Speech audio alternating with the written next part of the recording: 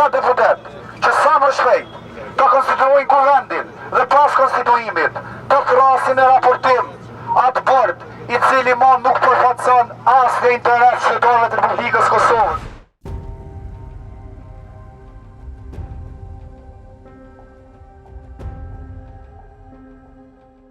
E janë i bashkohoni, mos na shikoni.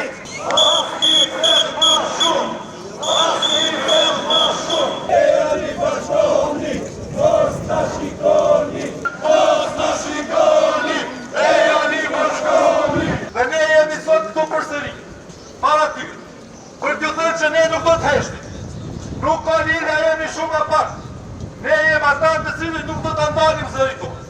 Kjo është lëvizje e cila po kërkon vetëm një jetë normale. Ne vetëm kërkojmë ta kemi mundësi të jetojmë normalisht në këtë vend. Andaj, ne nuk do të ndalim. Protesta do të jetë të vazhdueshme. Sapo konstituohet kuvend, deputetët e këtij popull e kanë obligim të jetë zëri jonë, të na përfaqësojnë sepse prandaj kemi sjellur. E se ne kem dhone, as një qenë, ma shumë s'keme dhone. As një qenë ma shumë. Mas në shikoni, e janë i bashkoni. As një qenë ma shumë, as një qenë ma shumë. Ky vendim është marrë, pa e marrë për bazë as një koment, as një konsult, as një rekomandim.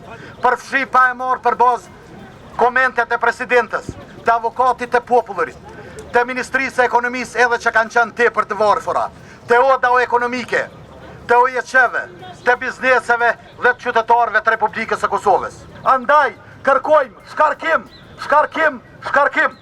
Nëse pas konstituimit, kuvendi i Kosovës nuk do të merë veprimin e parë që të shkarkoj këtë bord, ne do të jemi këtu.